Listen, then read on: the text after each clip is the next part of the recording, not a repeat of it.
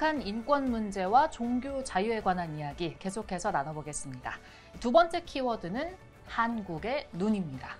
두 분 어떠세요? 한국의 눈, 딱 아실 것 같죠? 예, 이 북한 인권법을 바라보는 한국만의 특별한 시각이 있는 것 같습니다. 네. 그 한국의 눈에 대해서 좀 아까 우리 소장님께서 국제사회의 눈에 대해서는 하나의 큰 공감대가 있다 말씀하셨는데 한국만 유독 다른 입장 갖고 있는 것 같습니다. 그 부분을 좀 다뤄보면 좋을 것 같습니다. 소장님은 어떻게 유추하시나요? 예, 뭐 금방 알아들을 것 같습니다. 저희들이 외국에 나가서는 아무리 설명해도 외국인들이 이해할 수 없는 부분이 맞아요. 이런 영역이거든요. 근데 우리끼리 너무너무 이해가 쉽잖아요. 한국적 특성이죠. 척하면 척, 한국의 눈은 어떤 내용인지 살펴보겠습니다. 네. 네, 말씀하신 것처럼 우리나라에서 북한 인권과 종교 자유 문제 어떻게 보고 있는지에 대해서 이번에 다뤄볼 텐데요.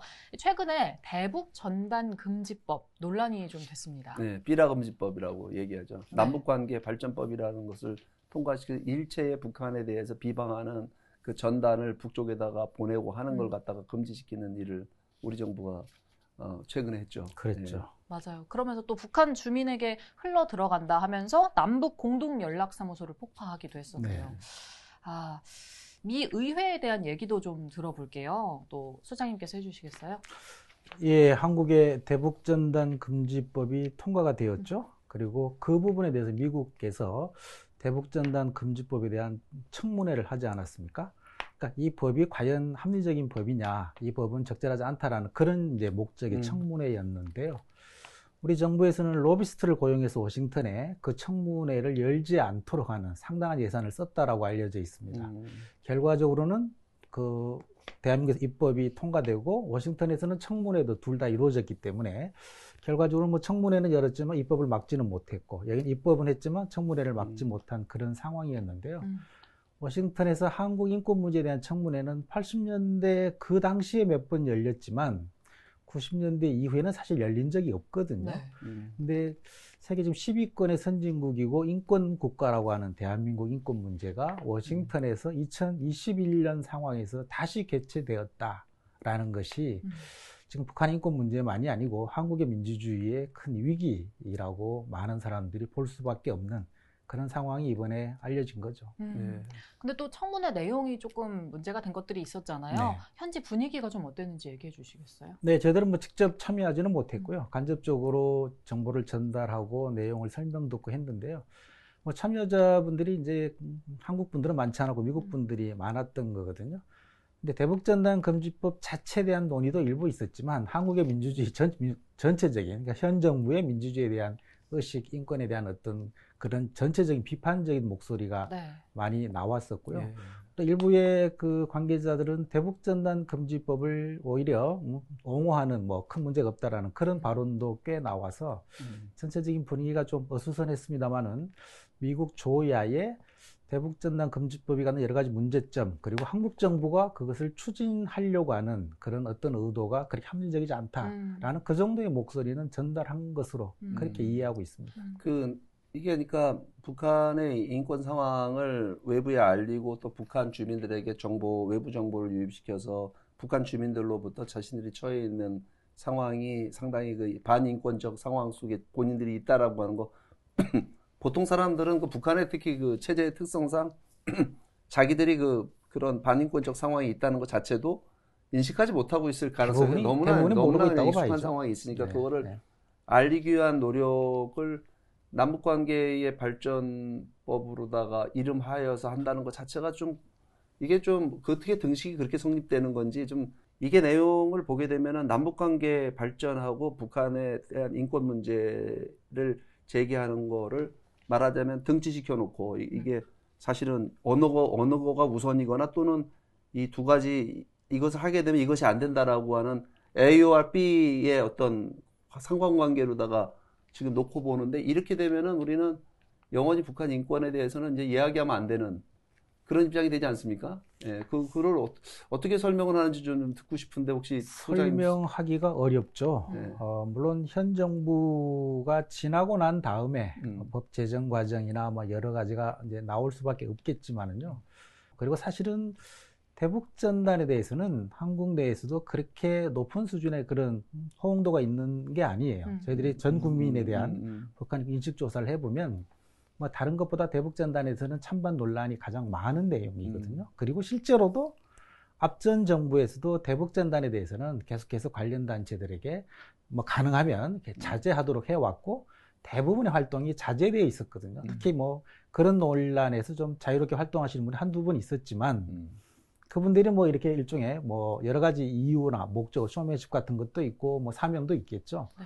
그런 한두 분이 그런 행위를 한 것이고 그것이 실제 북한으로 뭐 도달하는 거하고는 전혀 관계가 없는. 그러니까 특정하게 이거를 법을 만들어서까지 막아야 될 논리적으로도 설명이 안 되고 입법 과정상으로도 설명이 안 되는 것인데 이 법을 만들었다는 것은 평양의 눈치 보기, 뭐 평양 우리가 이런 노력을 하고 있다라는 걸 보여주는 것 외에는 저로서는 그 외에 도저히 설명할 수가 없는 그런 법안이었거든요. 뭔가 남북 대화를 빨리 이어나가고 싶은데 2018년도만 하더라도 뭐 북미 정상회담도 있었고 남북 정상회담도 여러 차례 개최되고 그 분위기를 이제 2020년, 2021년 계속 이어가고 싶었는데 사실은 뜻대로 지금 안 되고 있지 않습니까? 그렇죠. 거기에 대한 어떤 조바심에서 저러는 게 아닌가 저는 사실은 그런 우리 정부가 너무 좀 조바심에 그 입법을 하는 과정에서 정부가 제기한 문제의식은 이런 거 있어요. 접경 지역에 있는 주민들의 어떤 생명과 안전에 대한 위협이 있다. 네. 그래서 법으로 막아야 되겠다. 이런 식의 설명이었거든요. 네. 설령 대북전단 몇 개가 날아가서 북쪽에서 자극적인 행위가 있다고 하더라도 그래서 접경 지역 국민들이 불안해한다면 이것은 접경 지역을 막고 있는 우리 대한민국 군인들이 막아야 할 행위인 것이지 대한민국 국민들의 생명과 안전에 위협을 받으면 대한민국 국군이 이것을 막기 위해서 존재하는 거지 않습니까? 북한에 대해서 오히려 어떠한 경우라도 접경 지역에 있는 대한민국 국민의 생명과 안전에 위협을 가한다면 그렇죠. 대한민국과 국군이 절대 용납하지 않을 것이다. 명확하게 경고를 하고 이걸 먼저 하고 혹시 그러한 행위를 유발시키는 것에 대해서도 남북관계 여러 가지 측면에서 자제시킬 필요가 있다면 자제를 시키면 되는 거죠. 우리 소장님 활동하시는 그 북한 인권에 대한 뭐 이런 내용들을 갖다가 알리고 그 북한 인권 문제를 이슈를 잡는 거는 사실은 접경 지역에 있는 분들이 하는 건 아니란 말이에요. 그럼에도 불구하고 이것도 지금 다 하고 있다는 건 뭐냐면 결국은 북한 인권 문제를 얘기하지 않는 것이 남북관계 발전에 도움이 될 수 있다. 북한 인권 문제를 얘기하는 것이 남북관계 발전에 장애가 된다. 라고 하는 인식이 지금 있는 것 같습니다. 이제 이 부분에 대해서는 소장님 어떻게 생각하십니까? 그 평양 때문에 대화를 좀 이어가 보려고 북한이 불편해하는 북한 인권 문제를 다루지 않겠다는 입장은 명확한 거지 않습니까? 네. 정부가 그걸 공식적으로 밝히지 않을 뿐 모두가 알고 있는 내용인데 그런 연장선에서 대북전단에 관련 법률도 사실 통과시킨 거죠. 북한 인권, 대북전단, 북한이 불편해할 수 있는 내용은 어떤 것도 언급하지 않겠다. 그러니까 남북 대화를 하자. 아마 이런 식의 논리인데요. 남북 대화만이 목적이라면 거의 성과가 아닌 대화 자체가 성과라면 오히려 대북전단을 날리는 것이 대화를 훨씬 빨리 하는 방법일 겁니다. 그렇죠. 네. 북한이 나올 테니까요. 네. 저는 이 한국이 굉장히 난감한 상황이라고 생각을 하는 게 이 북한 인권 문제에 손을 놓을 수도 없고 그렇다고 남북관계 개선 안 할 수도 없고 선을 넘자니 또 약간 눈치가 보이고 애매하잖아요. 그런데 그런 와중에 또 2016년에는 그래도 대한민국 국회가 북한 인권법을 제정을 했습니다. 그렇죠. 그 얘기를 좀 해주세요. 네, 사실 북한 인권법은 2005년에 네. 그 당시에 나중에 경기도지사를 하신 김문수 당시 의원이 첫 발의한 거거든요. 11년 동안 계속 입법 발의가 됐었지만 4년 임기마다 폐회가 돼서 사실 통과가 안 됐죠.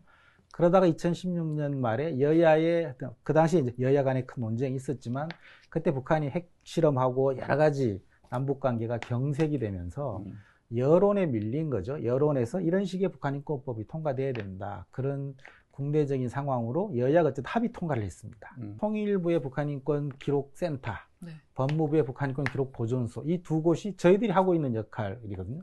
저희들이 20여 년 해오던 역할을 정부기관 두 곳에서 쪼개간 건데요.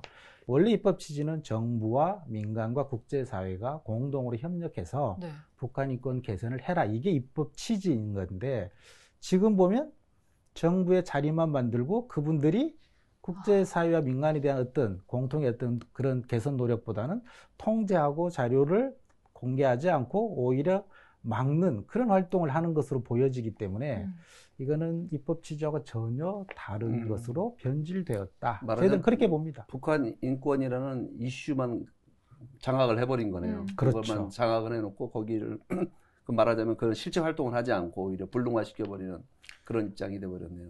이 북한 인권을 다루는 부분에 있어서는 또 논란이 있습니다. 이게 내정 간섭이 아니냐 이런 얘기가 있거든요. 그렇죠. 그런 표현을 쓰시면 1990년대 분들이 그래서 학습이 멈춘 거라고 보시면 됩니다. 맞아요. 90년대까지는 네. 인권 문제가 내정 간섭이 아니냐, 국제사회에서 다른 나라의 주권 문제는 관여하지 않는 게 보편적이다라는 것이 우리 여러 가지 교과서에도 실려있던 문제죠. 근데 1999년이 되면 코피 아난 유엔 사무총장이 주권의 이름 밑에 숨어있는 인권 범죄자들, 독재자들을 말한 거죠. 더 이상 이들은 존재할 수 없다. 그렇죠. 인권은 주권에 앞서는 보편적인 권리다라는 걸 천명을 하고 이미 그때부터 이미 국제사회에서의 공통된 스탠다드는 인권 문제를 주권의 내정 간섭이라고 하는 것은 정말 구시대적인 그렇죠. 국제사회의 보편적인 기준을 모르는 사람들의 용어로 그렇게 이미 이해가 돼 있는데요. 한국에서는 아직도 그런 논리가 상당히 설득력을 갖고 있거든요. 그래서 아마 이거는 국제사회 보편적인 시각, 인권이 어떤 것인지, 국제사회가 어떤 함의를 갖고 발전하고 있는지를 따라가지 못하는 거기 때문에 적어도 지금은 주권이라는 이름 밑에 인권을 놓는 것은 시대착오적이다. 맞습니다. 그것이 보편적인 시각입니다. 그러니까 남북 관계의 발전과 북한 인권 문제 이거를 같이 이렇게 함수 관계로 만들어서 하는 의식부터 좀 바뀌어야 된다고 저는 생각이 듭니다. 그렇죠. 그러니까 늘 보면 그게 꼭 뭐 이번 정부뿐만 아니라 이 정부에서 북한 인권 문제에 대한 언급을 할 때 보면 남북 관계에 뭘 좀 하려고 할 때는 좀 자제시키려는 그런 생각들을 해왔거든요. 그렇습니다. 그러면 이거 왜 자꾸 그렇게 생각하냐면 이게 북한 인권 문제를 얘기하면 북한이 불편해하니까 남북 협상 자리 협상 뭐 테이블에 나가게 되면은 북한이 테이블에 나오지도 않을 뿐더러 또 나오더라도 이것 때문에 박차고 간다.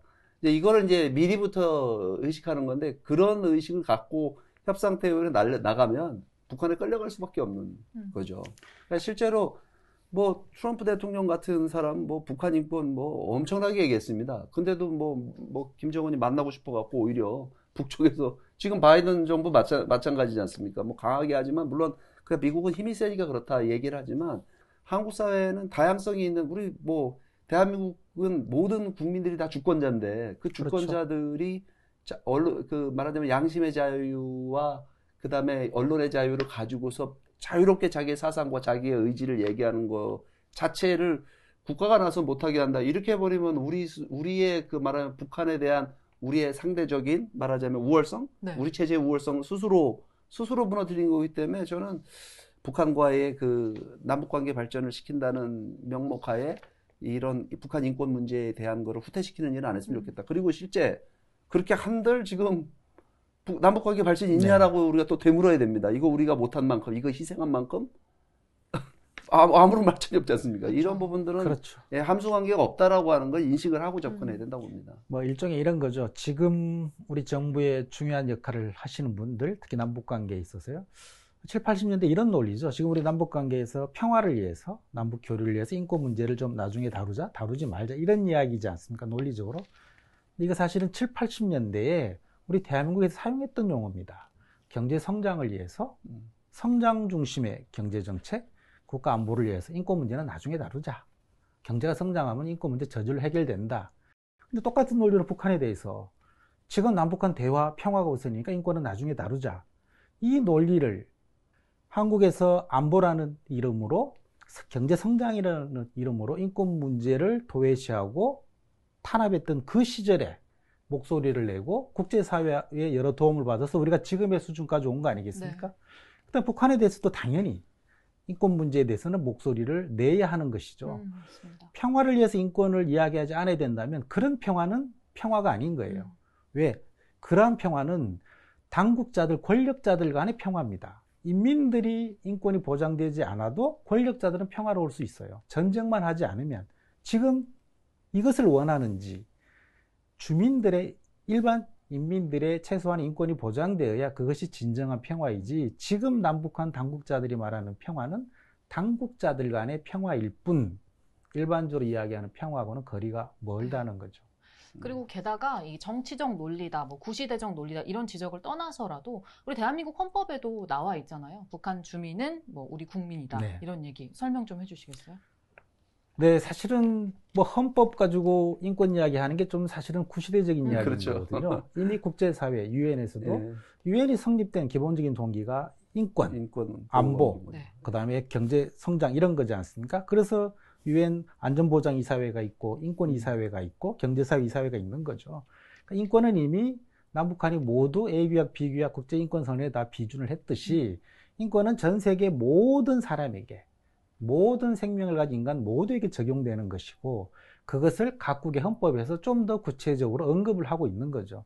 북한도 헌법에 지금은 인권이라는 단어가 포함되어 있거든요. 네. 그러니까 북한 주민이 우리 헌법상에 있기 때문에 당연히 좀 더 우리 법률상의 보호 대상자가 되는 건 틀림이 없지만 헌법을 떠나서도 아프리카에 있는 난민이든 이라크의 난민 캠프에 있는 아이든 북한 사람이든 동일한 수준의 인권은 보호되어야 하는 것이죠. 단 한국은 북한과 분단 국가이고 또 우리 민족이기도 하고 헌법상의 지위를 갖고 있으니까 더더욱 다른 나라보다는 그렇지 않습니까? 좀 더 앞에 서서 북한 주민들의 인권을 보호해야 될 책임이 있는 거죠. 근데 사실은 한국 정부는 앞자리에 서본 적이 없다는 거죠. 그쵸. 물론 남북관계 특수성을 고려는 하지만 정부는 앞에 서지 못한다면 한국의 인권단체, 한국의 종교인들은 왜 앞장설 수 없습니까?